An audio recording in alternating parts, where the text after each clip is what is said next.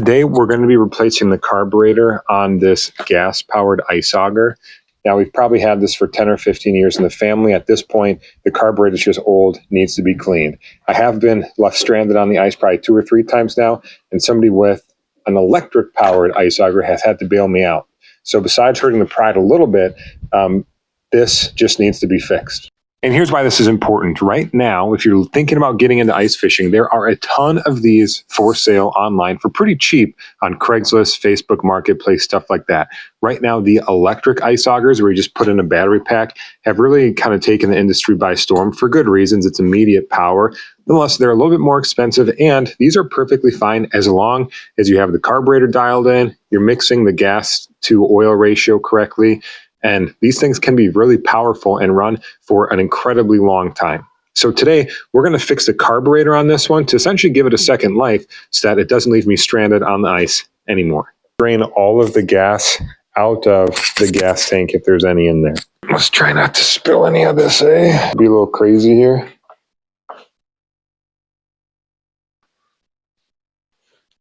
At this point, all the gas is out, and now we're going to remove the tank and the air filter, and the carburetor is underneath right here. At this point, I've taken off the housing for the gas tank and the air filter.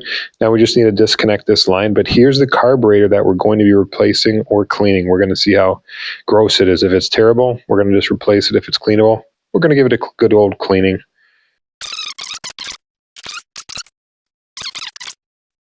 So the old carburetor looks good. I took off the diaphragm here just to clean it, which is this part here. And there was a little bit of buildup or gunk right here, which would impact the amount that this diaphragm is pushing and pulling. Everything else on the pre-existing or the original carburetor looks pretty good.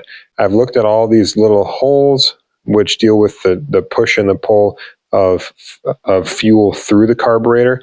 Those all look good. So I'm actually going to try to reuse this original one, so I'm keeping the original parts.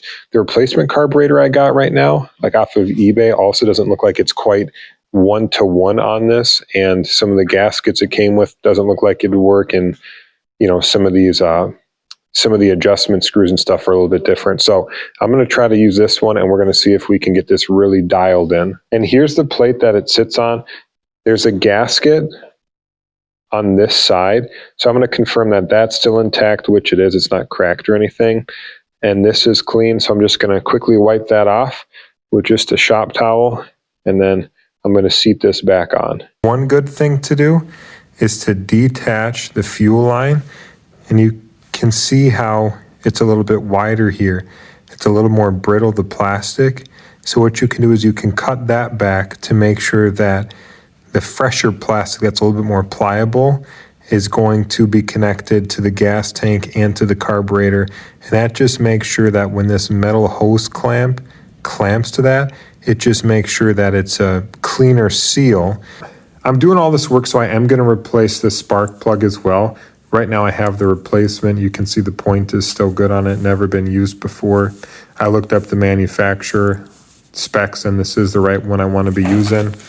All that means is I'm just going to remove the spark plug boot here, remove the spark plug with the socket, put the new one in, replace the boot. I might put some dielectric grease on it just to make sure the connection's good, and then we're going to be ready to go with the new spark plug. Filled it up with a little bit of gas. Now I'm just ripping the pull cord a couple times to cycle some gas from the tank into the carburetor, making sure that there's no leaks.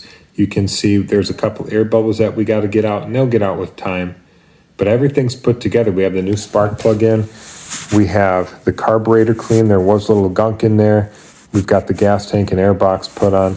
And now we just have to tune this thing to get it all up to speed to make sure that it works on the first couple cranks once we get out on the ice. So nobody with an electric auger needs to bail us out. Now let's see if this actually starts.